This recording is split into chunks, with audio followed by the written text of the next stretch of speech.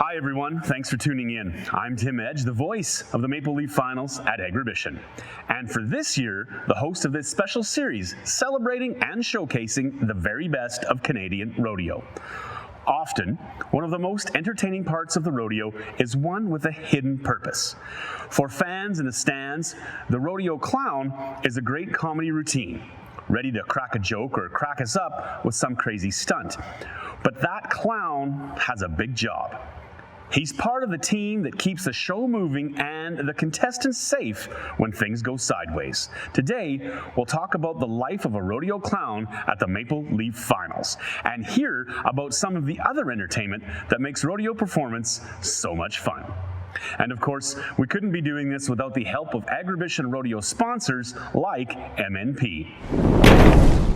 For years, he's been the slapstick center of attention at the Agribition Rodeo. With me today is Dennis Halstead, better known as Denny. And we're also joined in studio by Agribition Rodeo Committee member Dale Claypool, who can be found pulling gates at Agribition or running his own rodeo school. Hello, Dennis. How you doing, buddy? Absolutely wonderful. Good morning. How are you guys doing? We're doing really great. Thank you very much. You know, I talked to you the other day and things have started to open up for you. Could you give us a hand and let us know where you are, what you're doing, and what's going on in the world of a rodeo clown?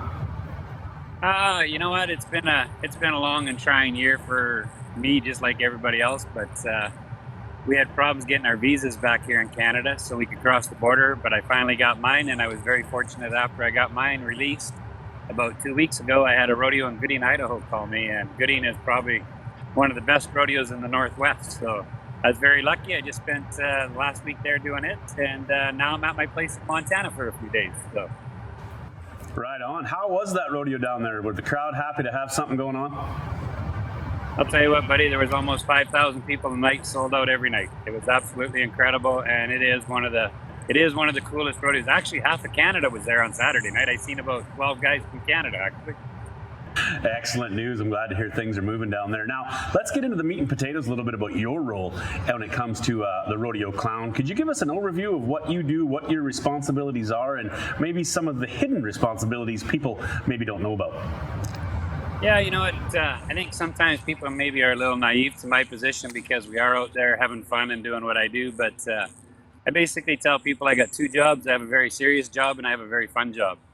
And fun job, of course, is timing is the big part of my business. If there's a lull in the show or something and I got to be a step ahead of myself all the time, you know, you watch for things, and when you see a hole, you know, you got to be able to fill it. So that's the idea, is that crowd never has a chance really to talk to the guy beside him and stuff. Everything's focused in the arena all the time. And then the serious part of my job is, of course, in bull riding. I work a barrel.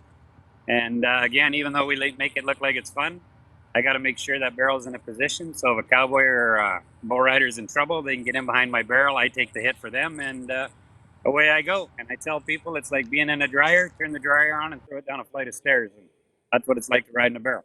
So that's a little bit about what I do. Something a lot of times people don't put a focus on, but here at Agribition we'd like to. You are a first responder as well, and you've had quite a shining career prior to being a rodeo clown. Could you go over a little bit of the responsibility and maybe the crossover between your old career and your rodeo clown permanent one? Yeah, you know what? I was very fortunate. I would never be where I am now in the industry, and without my job. I mean, I was very fortunate to have a job that allowed me to play the game that I do. And as a firefighter in Calgary, I was there 30 years. And where I worked was a very active fire hall. I mean, it's one of the busiest fire halls in Canada. So I've seen a lot of stuff that a lot of people don't. And I think because of that, especially with kids, that's always made me, if you know me or seen my show or been around me in or out of an arena, kids are always very important and a big part of my life. And that's because of what I've seen in the fire department. But I always said there's a lot of similarities between the fire department and the rodeo. It's a big family, just like our rodeo is. It's a big family, and you rely on each other in different situations, and same as the fire department. So, yeah, I've always said I was very fortunate to have two of the best careers in the whole world. Now, Dennis, I'm going to get you to answer a bit of a tougher question for me here now. You've been across the globe as a rodeo clown, all from Australia. You've been to the big show in Vegas. How does Agribition and their quality of both the rodeo and the production stack up against some of the world-class shows that you've been to? You know what? I've always enjoyed coming to Agribition. Agribition is truly one of the best rodeos we have in the CPRA.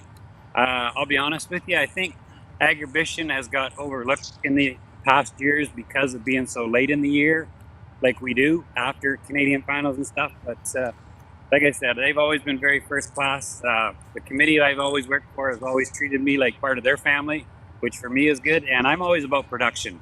And that's one thing in Agribition. They are out to put on the best show they can for their fans and the people of Agribition. And I think that kind of shows on the type of show that they put on. Well, thank you very much, Dennis. And with us here today as well to sort of share the spotlight is Mr. Claypool. Now, how are you today, sir? Welcome once again. Thank you. I'm great. So we're going to talk about the art of volunteering, so to speak. What all have you done at Agribition for volunteer jobs, and how many years have you been volunteering for it? I've been with Agribition. This will be my 38th year as a volunteer. And I've pretty well been at both ends of the arena and in between, opening gates. A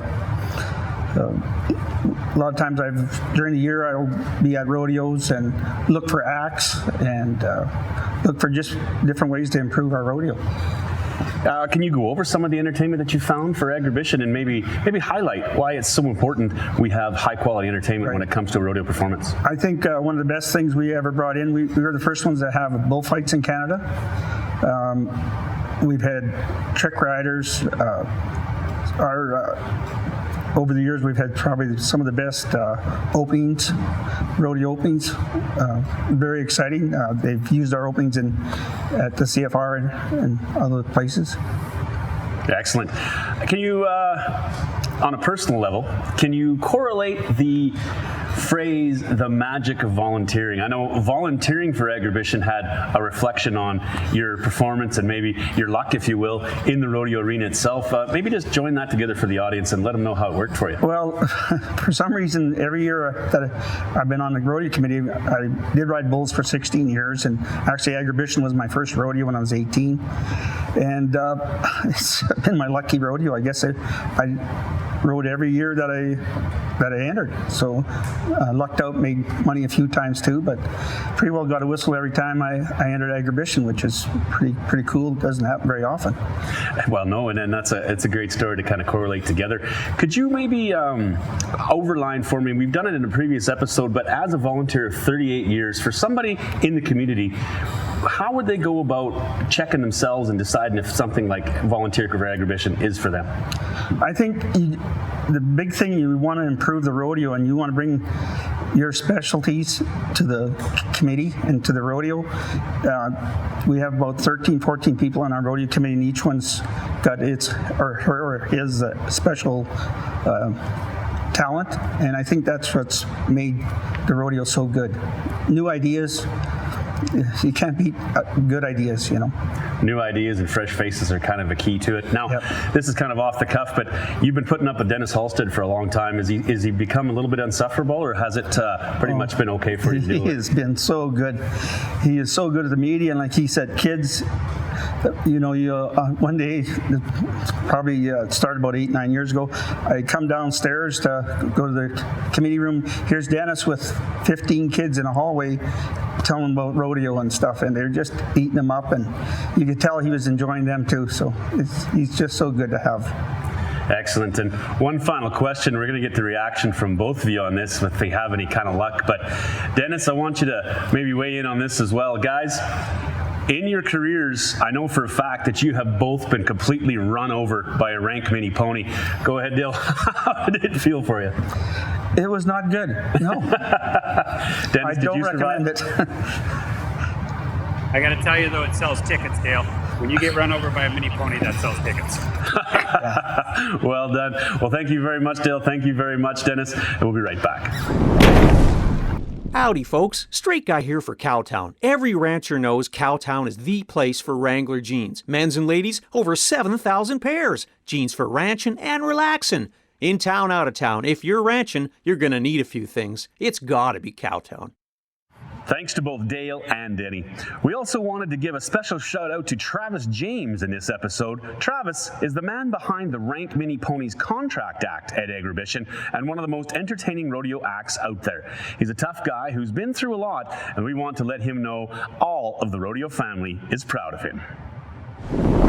Of course, the best part of rodeo is the action on the dirt.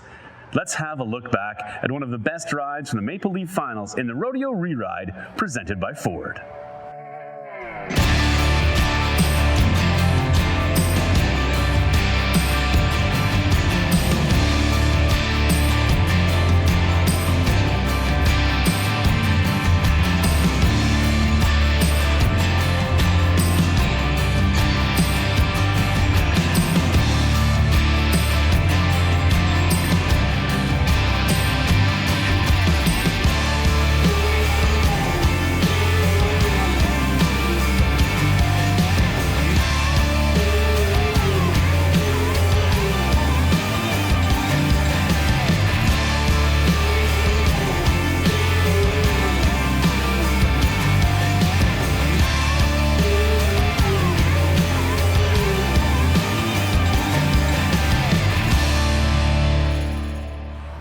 When it comes to the relationship with the public, what would you like people to know about MNP? I think the biggest thing, Tim, is that we're not just accountants and tax collectors.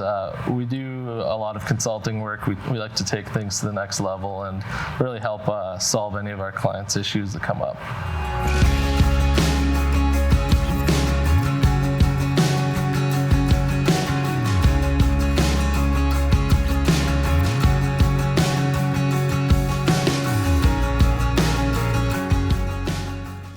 That's it for this episode of Maple Leaf Finals Rodeo TV presented by MNP.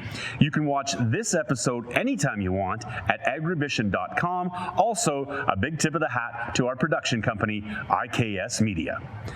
Next Sunday, it's all about 2021. We're getting pumped up and set up for the return of live rodeo. See you then.